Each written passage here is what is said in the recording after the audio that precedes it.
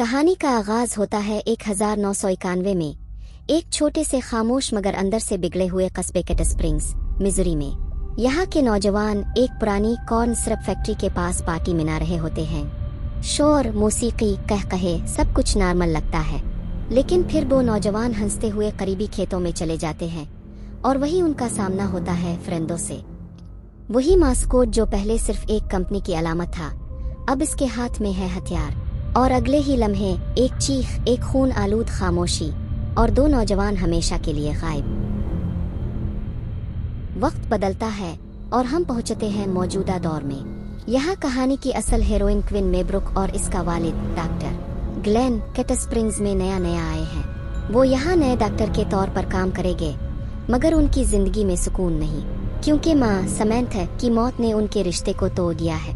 Quinn नई class में जाती है जहाँ थोड़ा सा मसला होता है और इसे डिटेंशन मिल जाती है। लेकिन ये डिटेंशन इसके लिए खुशकिस्मती बन जाती है, क्योंकि वो यहाँ मिलती है कोल हिल से, जो कि मेयर का बेटा है।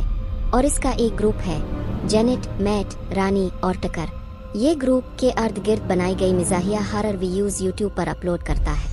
लेकिन क्विन के लिए ये सब सिर्फ मजाक नहीं, वो महसूस करती है कि उन वीडियोज के पीछे कोई सच छुपा है और वो सच जल्दी सामने आने वाला है। R3 हॉरर की शुरू। एक दिन क्विन उनकी नई वीडियो देखती है और वीडियो में एक लम्हे को एक दूसरा मिस्टीरियस फ्रेंडो नजर आता है।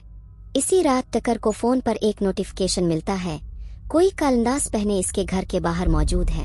वो दरवाजे के करीब जाता है, मगर अगले ही सीन में वो इसके घर में घुस जाता है और इसे हौलनाक तरीके से मार दिया जाता है। सबको लगता है ये मजाक है, लेकिन अब खेल शुरू हो चुका है और ये खेल खूनी है। कस्बे में जश्न का दिन है, फाउंटेन्स डे का मेला। पूरा कैट स्प्रिंग्स सज गया है और सब फ्रेंडो फ्लोट का इंतजार कर रहे हैं, जो शहर का पुराना सिंबल ऑफ प्राइड था।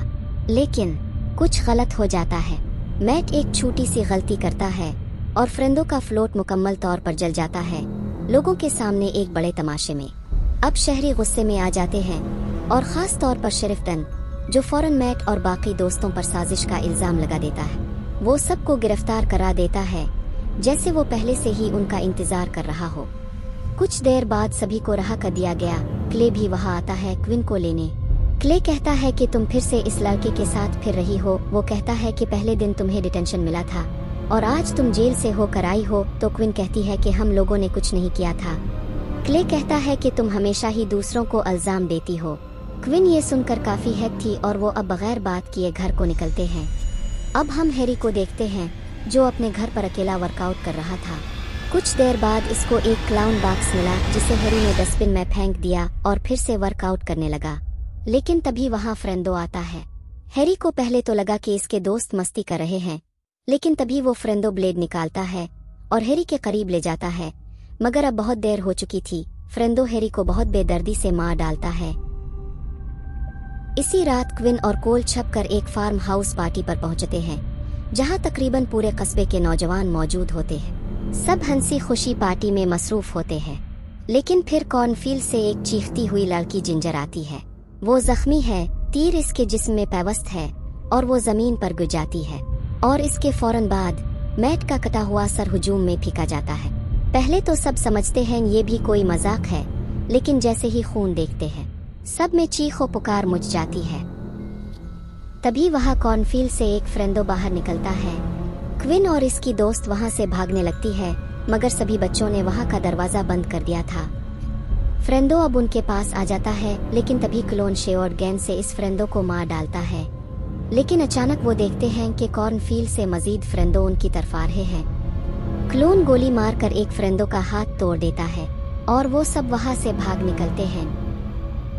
ग्रुप सुअर लाइन के जरिए भागकर सड़क पर आता है और मदद के लिए एक गाड़ी को रोकता है, लेकिन वो गाड़ी निकलती है शेरिफ डन की। वो उनकी बात सुनने की बजाय कोल को दोबारा गिरफ्तार कर लेता है, जैसे वो उन सब का दुश्मन हो। दूसरी तरफ ग्लेन क्विन को ढूंढने निकलता है और जब वो अपनी क्लिनिक पहुंचता है तो देखता है कि अंदर घुसकर फ्रेंडो ने इसे यरगमाल बनाया है। लेकिन ग्लेन हार मानने वालों में से नहीं। वो फ्रेंडो पर काबू पा लेता है और अपने ही ऑपरेशन आले से इसे गला काट कर मार देता है। क्विन और बाकी बच्चे फिर कॉर्नफील्ड में फंस जाते हैं। इस बार फ्रेंडोज उनका पीछा नहीं छोड़ते रानी को एक चेनसॉ से काट कर मार दिया जाता है। खून के फवारे हर तरफ। जेनेट और क्विन एक करीबी घर में पना लेते हैं, लेकिन अंदर मौजूद फ्रेंडो जेनेट को पिचफोर्क से मार देता है। क्विन बमुश्किल बचती है, मगर जैसे ही बाहर निकलती है 3 फ्रेंडो इसका इंतजार कर रहे होते हैं और वो इसे घसीट कर फैक्ट्री ले जाते हैं। क्विन की आँख खुलती है, लेकिन ये कोई अस्पताल या महफूज जगह नहीं।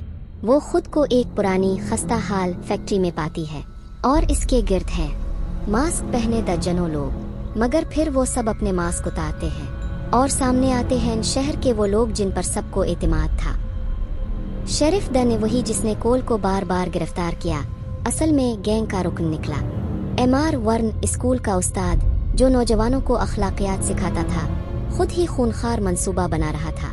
ओटिस जनरल स्टोर का दुकानदार जो हमेशा मुस्कुरा कर बात करता था, अब हाथ में कुल्हाड़ी लिए सामने है। ट्रूडी वही डिनर की वेट्रेस जो बच्चों को मुफ्त आइसक्रीम देती थी, अब के रूप में कातला निकली।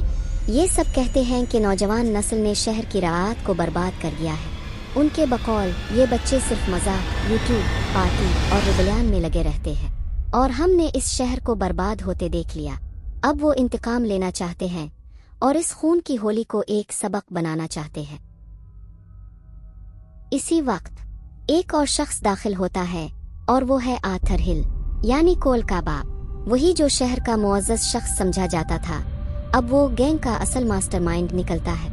वही था जिसने फैक्ट्री को आग लगाई थी और अब वो चाहता है कि क्विन और कोल की स्टेज कत्ल के जरिए एक ऐसी मिसाली कुर्बानी दी जाए जो बाकी नस्ल को सबक सिखाए। लेकिन ठीक इसी लम्हे एक तेज रफ्तार गाड़ी फैक्ट्री के दरवाजे को तोड़ती है और डियर ग्लेन अंदर दाखिल होता है। वो ट्रूडी और ओटिस को गाड़ी से कुचल कर मार देता है और क्विन को बचाने के लिए निकल पड़ता है। क्विन मौका से फायदा उठाती है और शेरिफ डन के मुंह में कैटअपरार डालकर इसे बिजली का झटका दे देती है।